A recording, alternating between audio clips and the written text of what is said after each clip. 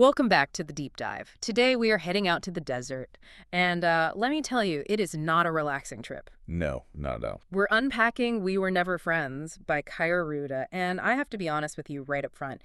If you think you know what a toxic friendship looks like, you really haven't met the women of Fata Gamma Mu yet. Oh, that's an understatement. Yeah. This is like a master class in toxic relationships. We're peeling back the layers on a story that, it starts with this perfect facade, this beautiful image, and it ends in absolute ruin. It's quite a ride. Yeah. And you're right, on the surface, it presents itself as this ultimate aspirational fantasy, Totally. a luxurious, restored 1920s estate in Palm Springs, an engagement party for the kids, old friends getting back together. What could go wrong? Everything. Yeah? Literally everything. Because underneath all that gloss, it's just rot. It's deception.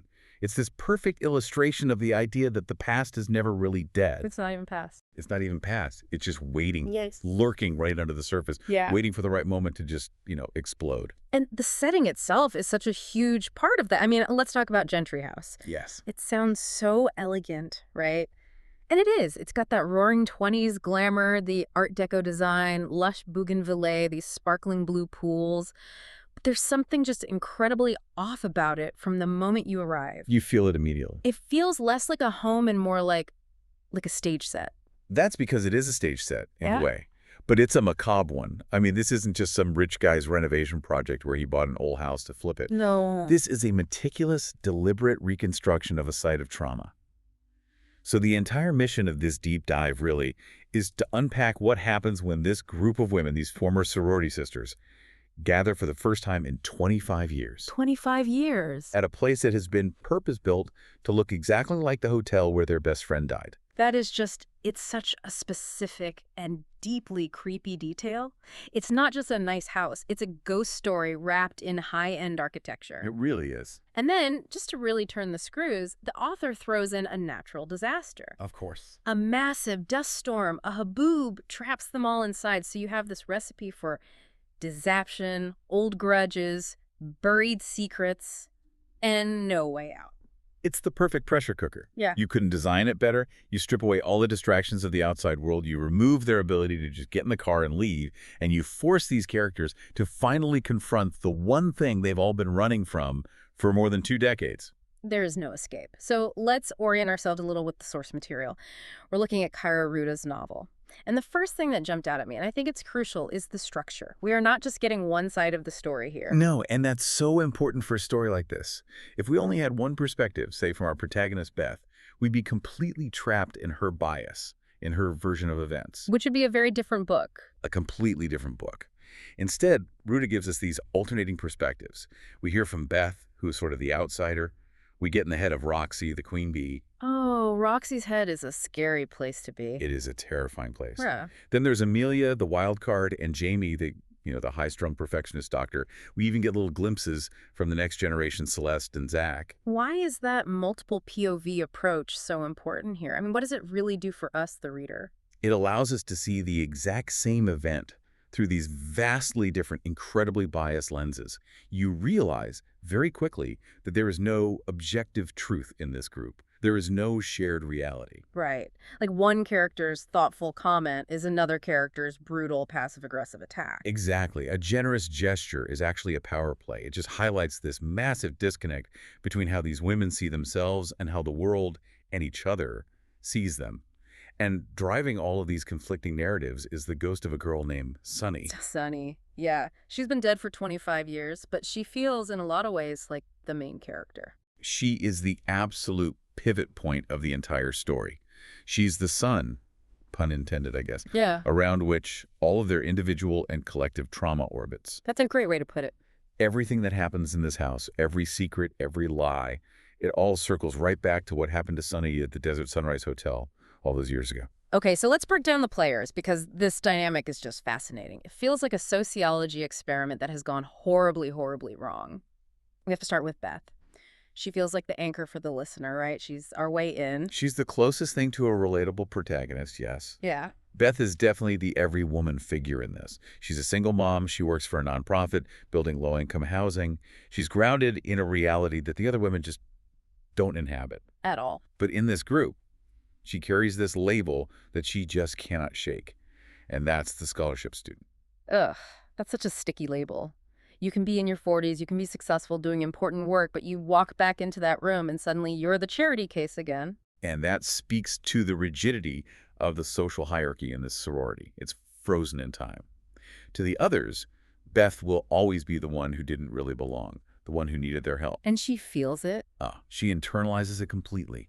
She's deeply insecure about her financial status compared to these incredibly obscenely wealthy women.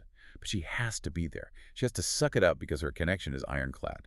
Her daughter, Celeste, is marrying the son of her college nemesis. Which brings us to the Gentrys and specifically Roxy. I feel like everyone has met a Roxy at some point in their life. Maybe not this extreme, but... Roxy is the archetype of the queen bee, but she's amplified to an almost pathological degree. She is the antagonist in so many ways. She's the mother of the groom, and she is just a force of nature. Her catchphrase seems to be, whatever Roxy wants, Roxy gets. That is explicitly her attitude. It's stated in the text. She's wealthy, she's controlling, and she's obsessed with image. She has thrown this engagement party not to celebrate the couple, No, not at all. but to show off her perfect life, her perfect house, her perfect husband. But if you look closer, and the book lets us do that, beneath that polished exterior, the orange Gucci dress, the diamonds, the perfect smile, she is absolutely terrified. Terrified of what, though? I mean, she seems to have everything. She's terrified of aging, she's terrified of irrelevance, and most of all, she's terrified of losing her husband, Ryan. She knows, deep down, that her position, her whole life is built on a very precarious foundation. And frankly, she should be worried because her husband, Ryan Gentry, is... Well, let's just talk about Ryan in this house. Okay, yes. We mentioned it's a reconstruction, but I want to dig into the psychology of that because it's so bizarre. Why would a man build a replica of the place where his college girlfriend died? This is where we get into this really fascinating concept of the uncanny valley, but we're applying it to architecture and to memory. Right. Usually we use that term for, robots that look almost human but not quite, and it creates this feeling of unease or revulsion. Here, Ryan has built a house that looks almost exactly like a memory, but it's distorted. It's wrong. It's like living in a mausoleum. Exactly. That's the perfect word for it. Ryan bought this dilapidated 1920s estate and spent 2 years and millions of dollars restoring it. But he didn't just restore it, he turned it into a mirror image of the desert sunrise, the hotel where the friend group spent that fateful spring break 25 years ago. And the details are obsessive. So obsessive. The pink and navy tiles in the pool, the Art Deco wrought iron gates, even the specific font on the signage. And then there's the mosaic. That mosaic, desert sunrise, written in tile on the bottom of the pool. That's such a haunting, chilling detail. It is. When the women arrive, one by one, they all have this visceral, physical reaction to it. It's not a tribute. It feels like a haunting. It suggests a man who is completely stuck in the past, who is desperately trying to recreate the last moment before his life went completely wrong. He's trying to get back to the moment before Sonny died. It's a physical manifestation of his inability to move on from Sonny. And for Roxy, can you imagine? Living in that house is a constant daily reminder that she was the second choice, that she is living in a shrine to the woman her husband actually loved. That is a special kind of psychological torture, isn't it? And to have to pretend it's your dream home, Oh, God. the cognitive dissonance is just staggering, and it permeates every single interaction in the book. Okay, so the stage is set. We have the scholarship student, the terrifying queen bee, the grieving husband living in a ghost house. Let's get into the arrival. This is supposed to be a happy reunion, but the tension is immediate, like from the second they pull up. It starts before they even get to the gate. Beth and Celeste are driving in, and they get aggressively cut off by this expensive car with a vanity plate, tingly. It's a small detail, but it sets this tone of aggression right away. And when they finally pull up to the gate, Roxy's voice over the intercom isn't welcoming, it's commanding. State your name. And when they get out of the car, Roxy is standing there, and the book describes her as a bright desert Barbie mirage. The color coding throughout the book is really interesting. Roxy is always in these bright, aggressive colors. Orange, hot pink. It's all about demanding attention. She greets them, but immediately pivots to a microaggression. She says something about how Beth couldn't possibly afford to host a party like this, so she was just happy to step in. Ouch! That is that weaponized politeness we were talking about. I'm so generous for pointing out how poor you are. Exactly. And then the others start arriving. We get Jamie and her husband, Greer. Now, Jamie is supposedly this success story. She's a cardiologist, a top doctor rock star, as Roxy calls her. You'd expect her to be the most confident one there. But she's absolutely not, is she? She shows up in the sensible Volvo wearing, like, athleisure wear, and she looks like she wants to bolt the second she steps out of the car. Jamie is this fascinating study in the good girl archetype, just cracking under immense pressure. She's so high-strung, so nervous. She's actually the first one to really clock the architectural details that mimic the old hotel, and you can see her medical composure just fail immediately. She knows something is deeply wrong with this picture. And then the crashers. This is where the chaos really starts to get dialed up. Amelia. Amelia is the wild card. She wasn't invited. Roxy made that very clear. She's a wealthy widow. She was married to a senator. But she just shows up. And not only does she show up, she brings a date, this guy Brett, and basically forces her way past the gate. I have to say, Amelia's energy is kind of incredible. Even if she is a complete nightmare, she just doesn't care about social rules at all. She is a complete nihilist. Her husband is dead. She has all the money, and she absolutely hates Roxy. She has nothing left to lose. She's there to watch the world burn. She even complains about the inconvenience of all the condolence cards clogging her mailbox. That is just ice cold. She's the chaos agent. She's there to stir the pot. And she brings Brett. And Brett's a lot. Brett is the catalyst for everything that goes wrong. He's the spark in the powder keg. He's described as a pharmaceutical guy, whatever that means. We find out later what that means. We do. He's an aging jock, stuck in his glory days. He's overly flirtatious, completely socially unaware, and he immediately starts creating friction. He's hitting on Beth. He's hitting on Jamie right in front of her husband. He's completely disrespecting Amelia, who brought him there. He seems like he's stuck in college just as much as Ryan is, but in a very, very different, much more pathetic way. He represents that peaked in college energy perfectly. He's bragging about his pickleball skills, about the old football days. But his presence is dangerous because he represents the messy, unvarnished reality they're all desperately trying to hide. He's a complete loose cannon. Speaking of loose cannons and pickleball, let's talk about the pickleball scene. It sounds almost comical, a grown man having a tantrum on a pickleball court. But in the book, it feels really violent. It's a perfect microcosm of the group's dynamic. They're on the court, Brett is losing, and he gets angry. He can't handle not being the alpha, so he slams the ball and hits Amelia right in the face. And it really shifts the tone. It goes from awkward reunion to, like, physical danger is a real possibility here. Absolutely. And you have to look at the reactions. Amelia screams, not because she's in pain, but about her face, because she has a gala to go to, which is a total lie. Of course it is. Jamie immediately switches into doctor mode, all business, and Roxy is just worried about the optics, about how this looks. No one asks if Brett is okay or why he's so angry. They only care about the facade. It just highlights how completely superficial their connections are. And then Amelia, at dinner that first night, decides to just drop a nuclear bomb. The toast. This is where the whole Sunny thing stops being subtext and becomes the explicit text. Amelia gets drunk, stands up and makes a toast. And she says, out loud, in front of everyone, that if Sunny hadn't died, none of them would be here. Oh my God. And she looks right at Roxy when she implies that Ryan would have married Sunny, not her. Talk about saying the quiet part out loud. I mean, that must have sucked all the air right out of the room. It completely destroys the polite fiction that Roxy has been trying so hard to maintain. And it triggers something in Beth. Because after this incredibly tense dinner, Beth goes back to her room, and she finds the postcard. The postcard on the bedside table. So glad you're here. With a photo of a blonde woman in a green dress. And green was Sunny's signature color. This is a classic gaslighting moment. Beth finds it, it feels real, but when she mentions it to Ryan or tries to find it later to show someone, it's gone. Which makes her question her own sanity. Is she losing her mind? Exactly. Is she hallucinating from the stress? Is it a ghost? Or is someone in that house actively messing with her? It destabilizes the only reliable narrator we have, which in turn makes you, the reader, feel unsafe.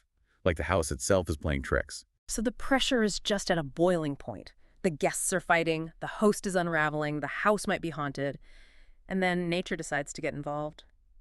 The haboob. The haboob. It's a massive dust storm. And in literary terms, it's the ultimate locked room device. The atmosphere shifts in an instant.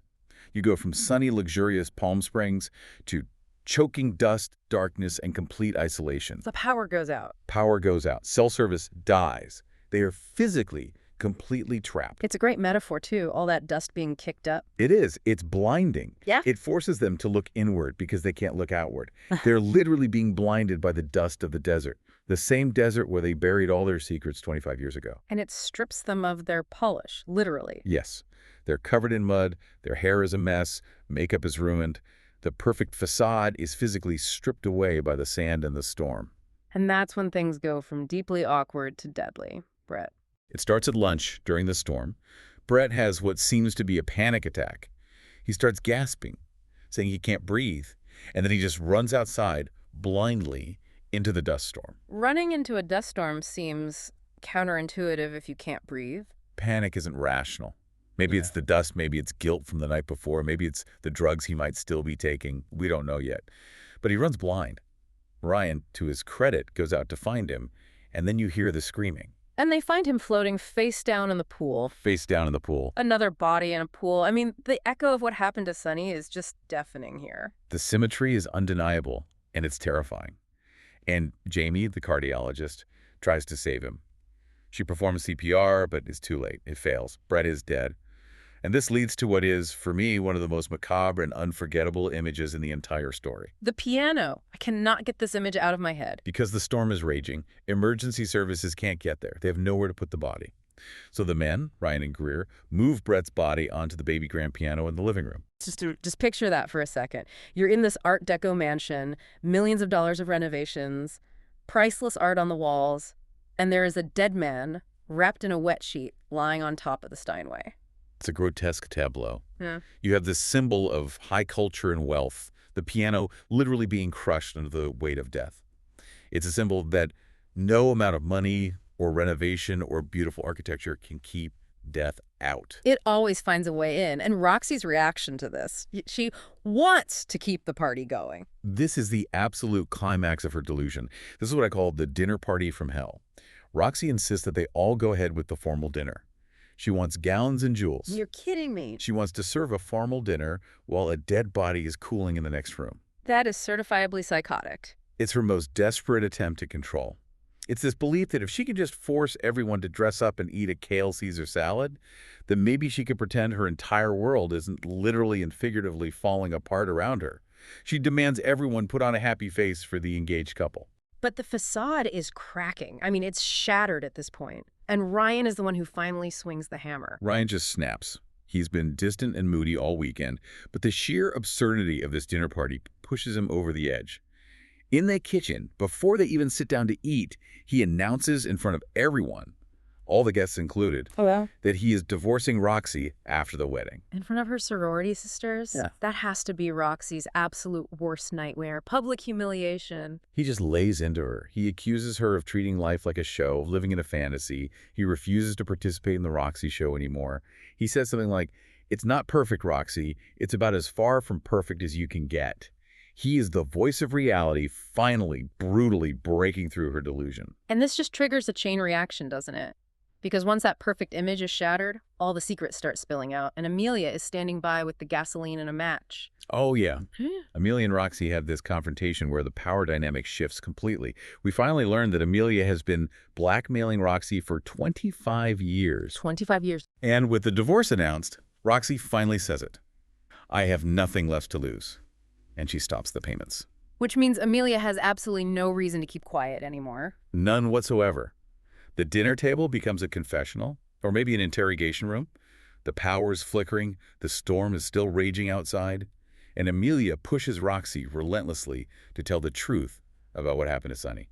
So let's unpack these confessions, because this is where everything we thought we knew about these women just gets turned upside down. Confession number 1, Roxy. Roxy admits it. She admits she did do something to Sonny all those years ago. We always suspected the Queen Bee had a hand in it, but the details are so chilling because they're so petty. It wasn't some grand evil scheme. No, it wasn't a premeditated murder plot in the sense of I want her dead. It was a seduction plot that went horribly tragically wrong. Roxy wanted Ryan. She knew she couldn't get him while Sonny was in the picture. So on that last night of spring break 25 years ago, she spiked Sonny's margarita with roofies. She drugged her own friend, her sister, just to get a few hours alone with a guy. Yes, it's about possession. She wanted to take him from Sonny, but here's the tragic irony of it all. The plan failed. Ryan never came to the room that night. He didn't sleep with Roxy. He stayed away because he'd lost his key card. Which Roxy had stolen to trap him in the room with her. Precisely. Her own plan backfired. So Sunny wakes up in the middle of the night, completely disoriented from the drugs. She stumbles outside to get some air, wanders to the pool, falls in, and drowns. Oh, Roxy's stupid, selfish prank, her attempt to steal a boyfriend, led directly to Sunny's death. It is, by definition, manslaughter. that is incredibly heavy. But Amelia isn't innocent in this, is she? That brings us to confession number 2. Not even close. Amelia admits she knew. And not just that she knew after the fact. She walked in on Roxy in the bathroom, crushing the pills and putting them in Sunny's drink. And she didn't stop her. No, she helped her. Her role in the plan was to distract Beth. She's the one who insisted they all go to the casino, to get Beth away from the hotel so Beth couldn't check on Sunny. Amelia facilitated the whole thing. And then used that knowledge to extort money from Roxy for the next 2.5 decades. Exactly. It reveals so much about Amelia. She's purely transactional. Friendship is just leverage to her. She literally monetized her friend's death. It's pure predation. But then we get to the third confession, and this one actually shocked me when I read it. Jamie, the top doctor, the respectable one. And this twist connects everything right back to Brett, the dead man on the piano. Yes. The group starts questioning Roxy. Where did you even get roofies back then? And Roxy, with nothing left to lose, points the finger at the dead guy, Brett. It turns out Brett was the campus drug dealer back in the day. The pharmaceutical guy. Pharmaceutical guy. But Roxy reveals she didn't just know Brett was a dealer. She saw Jamie buying drugs from him all the time. Jamie, the cardiologist, the perfect one. Jamie just breaks down completely. She confesses that she was a drug addict in college. The pressure to be perfect, to be a legacy, to get into med school, it just broke her. She was buying drugs from Brett to stay awake, to study, to cope, uppers to work, downers to sleep, a whole cocktail. But it gets worse. She wasn't just using, she was stealing. To pay for the drugs, she was stealing money from the sorority treasury. And who was the treasurer of Theta Gamma Mu? It was Sunny. It was Sunny. And Sunny, the moral compass of the group, had found out about the theft and the drugs. She was going to turn Jamie and Brett into the dean as soon as they got back from spring break. So, Sunny's death. Sunny's death saved Jamie from expulsion and utter ruin. It saved Brett from going to jail. It allowed Roxy to finally get her claws into Ryan. It allowed Amelia to get rich off of blackmail. It's a circle of guilt. Every single person at that table benefited from Sunny dying. Everyone. Even Ryan, in a way. He feels this immense guilt because he wasn't there to save her, because Roxy stole his key. But looking at it coldly, he benefited. He got the polished, perfect life that Roxy built for him. The book ends with this group sitting in a dark dining room, the storm still raging, a dead body in the next room, and the absolute crushing realization that their entire sisterhood is built on a foundation of manslaughter, drug addiction, theft, and blackmail. It just redefines the whole concept of the book. I mean, We Were Never Friends isn't just a catchy, angsty title. It's a literal, factual statement. They were accomplices. They were rivals. They were users. But friends, never. Friendship implies some level of mutual respect and trust and care. These women were bound together by a crime and the constant fear of exposure. That's not a bond, that's a prison. And now, history is just repeating itself in this grotesque way. They are back in the same setting, almost to the letter, and there's another body that came from the pool well, on the piano now, but still. The cycle is closed. The house, in a way, it demanded a sacrifice to bring the truth out. Brett's death is what forces all of these confessions. If Brett hadn't died, if that storm hadn't hit, they might have faked their way through the whole weekend. That is a terrifying thought, that the disaster was actually necessary for the truth to come out. It's like something Amelia says earlier, something like, the truth always outs itself. She's right, even if she is a complete villain. So let's pivot back to the mission of this deep dive. We wanted to unpack the layers of deception. After all this, do you think there's any redemption possible for any of these characters? Oh, that's a tough one. It's really hard to see it. Roxy is likely facing prison time for manslaughter, or at the very least, complete social and financial ruin from the divorce. Right. Amelia loses her income stream, her leverage is gone. And Jamie's pristine reputation as a top doctor is at serious risk if any of this gets out. She could lose her license. But what about the next generation? Celeste and Zach. They're sort of the Romeo and Juliet of this whole mess. That's the big lingering question, isn't it? Zach clearly hates his mother. There's a point where he says to Celeste, I don't get how you guys were friends with her. He sees right through her facade. And Celeste is the innocent in all this. And creepily, she looks just like Sunny. She does. And that's the real question. Does Celeste represent a second chance? A way to break the cycle? Hmm. Or is she just walking straight into the same trap that killed Sonny? This really touches on that theme of intergenerational trauma. The secrets of the parents become the burdens of the children. Exactly. Zach is already filled with anger and resentment towards his family. Celeste is now caught in the middle of this horror show. If they still get married after this, they are binding these two incredibly toxic families together forever. It feels less like a romance and more like a tragedy in the making. So, bringing it all home for our listeners, this deep dive into We Were Never Friends has really shown us that the shiny surface of Palm Springs and of these women's lives is just a very thin coat of paint over a completely crumbling, rotten structure. A structure built entirely on lies. And it leaves us and the characters with the ultimate question. What happens when the storm clears? The police will eventually come for Brett's body. They're going to ask questions. A lot of questions. Okay. Will they turn on each other to save themselves? I think they already have. Amelia has already turned. Roxy has confessed. Jamie is completely exposed. I don't think the sisterhood of Theta Gamma Mu survives the morning light. It really feels like the beginning of a true crime documentary, not the end of a wedding weekend. Exactly. And that wedding seems absolutely doomed. I just can't imagine Zach and Celeste walking down the aisle after all of this. Well, on that cheerful note, thank you for guiding us through the wreckage of this weekend. My pleasure. It was a fascinating wreck to explore. And to you, the listener, Yeah. next time you get an invite to a reunion at a remote, beautifully restored estate, maybe check the weather report first. And the history of the pool. And the history of the pool, for sure. And maybe don't drink the margaritas. Definitely don't drink the margaritas. This has been The Deep Dive. We'll see you next time.